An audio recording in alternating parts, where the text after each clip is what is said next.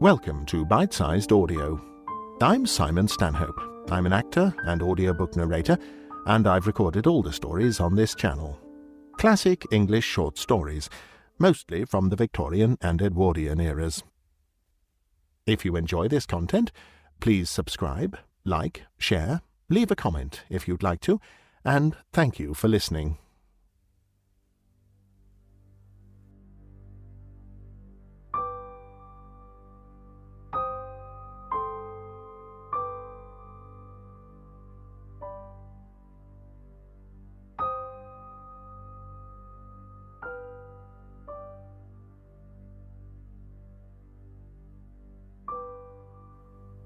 August Heat by W.F. Harvey.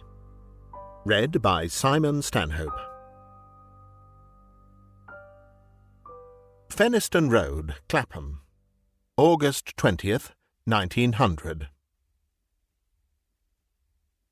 I have had what I believe to be the most remarkable day in my life, and while the events are still fresh in my mind, I wish to put them down on paper as clearly as possible.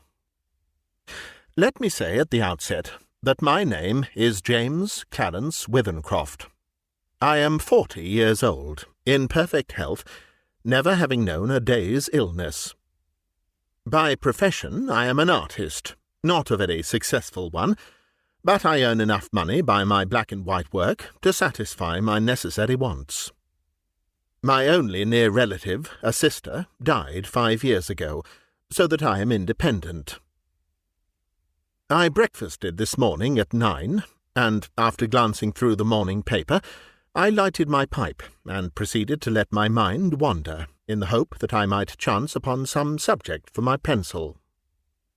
The room, though door and windows were open, was oppressively hot, and I had just made up my mind that the coolest and most comfortable place in the neighbourhood would be the deep end of the public swimming bath, when the idea came. I began to draw. So intent was I on my work that I left my lunch untouched, only stopping work when the clock of St. Jude's struck 4. The final result, for a hurried sketch, was, I felt sure, the best thing I had done. It showed a criminal in the dock immediately after the judge had pronounced sentence. The man was fat, enormously fat. The flesh hung in rolls about his chin. It creased his huge, stumpy neck. He was clean-shaven. Perhaps I should say a few days before he must have been clean-shaven, and almost bald. He stood in the dock, his short, clumsy fingers clasping the rail, looking straight in front of him. The feeling that his expression conveyed was not so much one of horror as of utter, absolute collapse. There seemed nothing in the man strong enough to sustain that mountain of flesh. I rolled up the sketch, and, without knowing quite why, placed it in my pocket. Then, with the rare sense of happiness which the knowledge of a good thing well done gives, I left the house. I believe that I set out with the idea of calling upon Trenton, for I remember walking along Lytton Street and turning to the right along Gilchrist Road, at the bottom of the hill where the men were at work on the new tram lines. From there onwards, I have only the vaguest recollection of where I went. The one thing of which I was fully conscious was the awful heat that came up from the dusty asphalt pavement as an almost palpable wave. I longed for the thunder promised by the great banks of copper-coloured cloud that hung low over the western sky. I must have walked 5 or 6 miles, when a small boy roused me from my reverie by asking the time. It was 20 minutes to 7. When he left me, I began to take stock of my bearings. I found myself standing before a gate that led into a yard, bordered by a strip of thirsty earth, where there were flowers, purple stock, and scarlet geranium. Above the entrance was a board with the inscription, Charles Atkinson, Monumental Mason, Worker in English and Italian Marbles. From the yard itself came a cheery whistle, the noise of hammer blows, and the cold sound of steel meeting stone. A sudden impulse made me enter.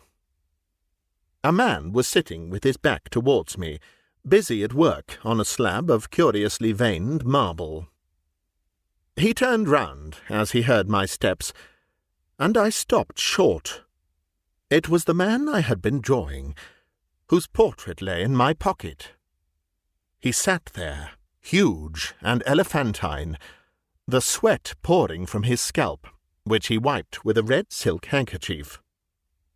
But though the face was the same, the expression was absolutely different. He greeted me smiling, as if we were old friends, and shook my hand. I apologized for my intrusion. "Everything is hot and glary outside," I said.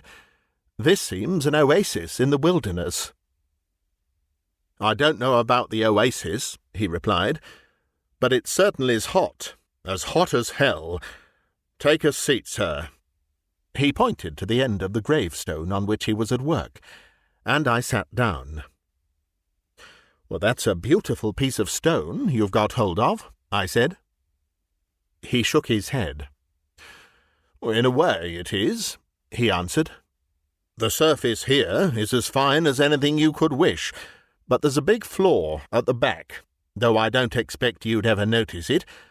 I could never make really a good job of a bit of marble like that. It would be all right in the summer, like this. It wouldn't mind the blasted heat. But wait till the winter comes. There's nothing quite like frost to find out the weak points in stone." "Oh, then what's it for?" I asked. The man burst out laughing. "You'd hardly believe me if I was to tell you it's for an exhibition, but it's the truth. Artists have exhibitions, so do grocers and butchers. We have them too. All the latest little things in headstones, you know." He went on to talk of marbles, which sort best withstood wind and rain, and which were easiest to work, then of his garden, and a new sort of carnation he had bought. At the end of every other minute, he would drop his tools, wipe his shining head, and curse the heat. I said little, for I felt uneasy. There was something unnatural, uncanny, in meeting this man. I tried at first to persuade myself that I had seen him before, that his face, unknown to me, had found a place in some out-of-the-way corner of my memory, but I knew that I was practising little more than a plausible piece of self-deception. Mr. Atkinson finished his work, spat on the ground, and got up with a sigh of relief. "Oh, there, what do you think of that?" he said, with an air of evident pride. The inscription which I read for the first time was this: "Sacred to the memory of James Clarence Withencroft, born January 18th, 1860. He passed away very suddenly on August 20th, 1900. In the midst of life, we are in death." For some time I sat in silence. Then a cold shudder ran down my spine. I asked him where he had seen the name. "Oh, I didn't see it anywhere," replied Mr. Atkinson. "I wanted some name, and I put down the first that came into my head. Why do you want to know?" "It's a strange coincidence, but it happens to be mine." He gave a long, low whistle. "And the dates?" "I can only answer for one of them, and that's correct." "It's a rum go," he said. But he knew less than I did. I told him of my morning's work. I took the sketch from my pocket and showed it to him. As he looked, the expression of his face altered, until it became more and more like that of the man I had drawn. "Oh, and it was only the day before yesterday," he said, "that I told Maria there were no such things as ghosts." Neither of us had seen a ghost, but I knew what he meant. "You probably heard my name," I said. "And you must have seen me somewhere and have forgotten it. Were you at Clacton-on-Sea last July?" I had never been to Clacton in my life. We were silent for some time. We were both looking at the same thing, the 2 dates on the gravestone, and one was right. "Come inside and have some supper," said Mr. Atkinson. His wife is a cheerful little woman, with the flaky red cheeks of the country bred. Her husband introduced me as a friend of his who was an artist. The result was unfortunate, for after the sardines and watercress had been removed, she brought out a Doré Bible, and I had to sit and express my admiration for nearly half an hour. I went outside and found Atkinson sitting on the gravestone, smoking. We resumed the conversation at the point we had left off. "You must excuse my asking," I said, "but do you know of anything you've done for which you could be put on trial?" He shook his head. "I'm not a bankrupt. The business is prosperous enough. 3 years ago I gave turkeys to some of the guardians at Christmas, but that's all I can think of. And they were small ones, too," he added as an afterthought. He got up, fetched a can from the porch, and began to water the flowers.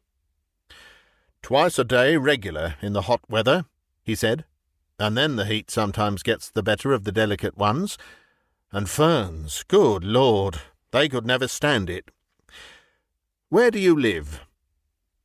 I told him my address. It would take an hour's quick walk to get back home. "It's like this," he said. "We'll look at the matter straight. If you go back home tonight, you take your chance of accidents. A cart may run over you, and there's always banana skins and orange peel, to say nothing of fallen ladders." He spoke of the improbable with an intense seriousness that would have been laughable 6 hours before. But I did not laugh. "The best thing we can do," he continued, "is for you to stay here till 12 o'clock. We'll go upstairs and smoke. It may be cooler inside." To my surprise, I agreed.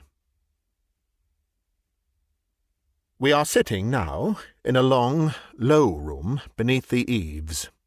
Atkinson has sent his wife to bed.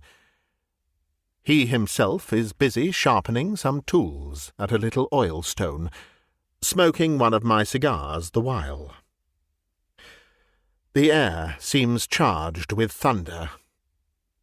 I am writing this at a shaky table before the open window.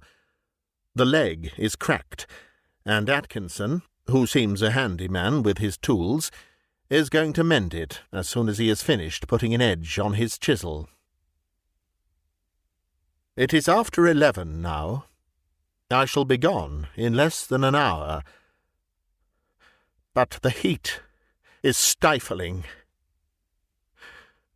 It is enough to send a man mad.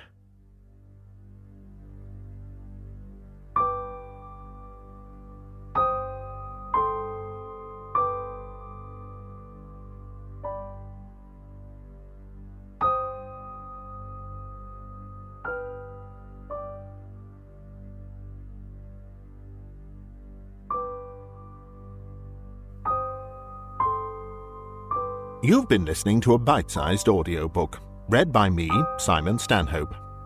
If you enjoy this content, please subscribe, click like, leave a comment if you'd like to, and do check out my playlists and podcast series of more than 200 past recordings if you'd like to hear more. If you'd like to help me to keep producing new content, you can find links on screen now or in the video description to my Patreon page, or to buy me a coffee, or join as a channel member here on YouTube. Another great way to support me is via Bandcamp, bitesizedaudio.bandcamp.com, where you can subscribe for extra content, as well as purchase and download high-quality audio files to keep. This recording is copyright Bitesized Audio 2026. Thank you for listening.